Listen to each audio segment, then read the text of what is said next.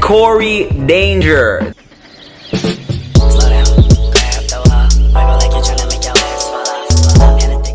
Hava homies, and welcome to this video. This video is going to be entitled, I think, Growing Up Guam, and I'm just talking about the differences between growing up on Guam and living in the States. If you don't know, currently I'm in San Diego, and I'm coming up to about a whole year living here. I think I've got enough time to sort of differentiate between there, Guam, and here, San Diego. So that's what I wanted to do. I just wanted to talk about it, see if I get a little feedback from you guys and whatnot. If you like this video, please like, comment, and subscribe as always. And so let's just start off with the easiest differences that I thought of so far. And of course, number one is always the weather. San Diego, for most people, is probably voted best place to live anywhere, I guess. Not considering, you know, cost of living and stuff, but the weather has to really matter here. The weather here is pretty darn good. Like during the day, it's warm, it's toasty.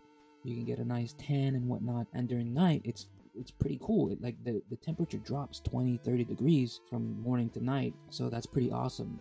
Obviously back on Guam it doesn't drop that much. Maybe like it'll be 90 during the day, and at night it'll be hovering between 80 and 90 for most days. Sometimes it gets to high 70s, but I've never seen a day where it drops below 73 or something. So only on like a weird weather occurrence does it ever drop below 70. Here it could go below 60, sometimes 50, sometimes 40. So which leads to the transition of air conditioners. Back on Guam, if you want to live a nice comfortable life, to sleep, relax, chill, hang out, air conditioners is a must. Now, not every house on Guam has air conditioners based on, the price and stuff. So some people can't afford air conditioners, so they buy a fan or something. Just as long as there's enough to be comfortable in a room, whether there's blazing hot outside or it's nighttime, still, air conditioners is a must. Here, it's not that prevalent. Sometimes I drive around and I'm just looking at houses, and most houses do not have air conditioners. And if you talk to any locals here and you say the word aircon, they'll give you this strange face like,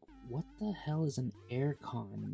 Like I've watched Con Air, with Nicolas Cage, but I've never heard of no air con, you know what I'm saying? So air con is not something that's big here in the States, especially San Diego, because once again, the weather. Another obvious thing is land size. There's just huge amounts of driving here in San Diego compared to Guam, where Guam is like 33 square miles total.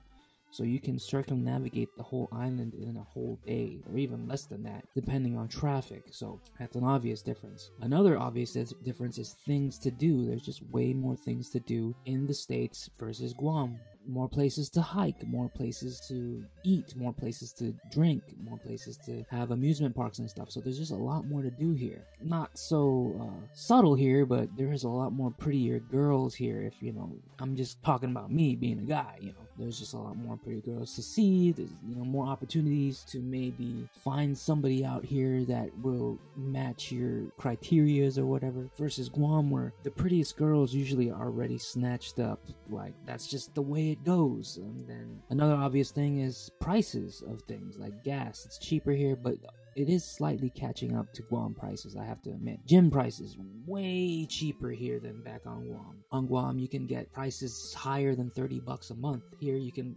less than 10. So there's just too much competition here to drive the prices down. And even food prices. Although the cost of living may be higher, more often other things price-wise is lower than back on Guam. However, big difference: taxes, gross receipt tax, or sales tax, or whatever. That really is a hindrance here. Like you think you're gonna get something for this price, but then it ends up being more than what you have in your pocket. So you're gonna have to compromise with something. So at least back on Guam, all taxes are already included in the price. So if they say this is this much, that's how much you all have to pay. There's no hidden fees, there's no added tax. It's already included in the price. And I think that's what I really miss the most back on Guam, is like, if I'm gonna buy something and I know it's this price, at least I know that's how much I need to pay, rather than I gotta take into consideration I need to bring more money just for the taxes. So those are the easy difference that I thought of. Now I'm going to talk about the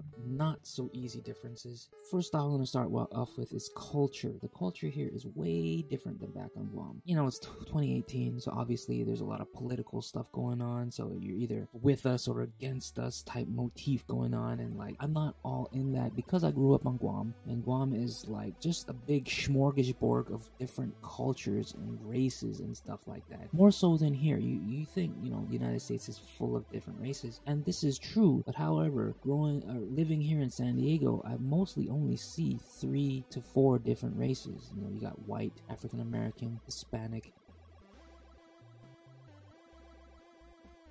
and Filipino. For the most part, those are the 4 predominant races that and cultures that I see in San Diego. Back on Guam, you have those 4, including local Chamorro, Japanese, Chinese, Korean, Indian, German, Russian, Pacific Islander cultures like Palauan, Chukis, Kosraean, and so on. So to me, back on Guam, there's just way more cultures that you interact with.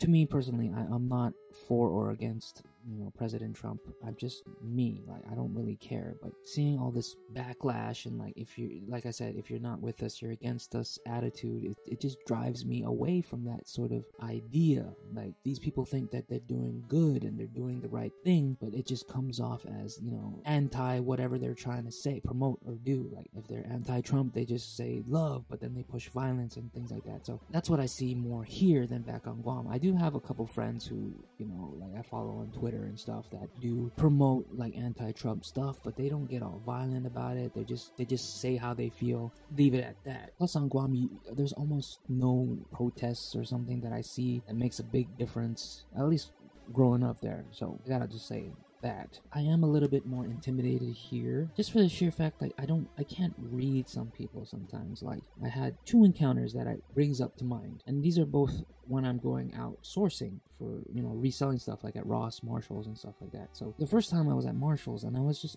perusing the aisles, and there was this big, tall African-American guy there too, and I wasn't sure if he was like mentally stable or nothing, but I was just walking past him, and then I can feel him turning towards me, and his eyes are locked at me, and I just felt this sort of angered presence. And he's following me as I was walking past him, and then I can overhear him saying something like, what, you know, getting confrontational, even though I didn't even look at him. I didn't look at him. I just walked past him.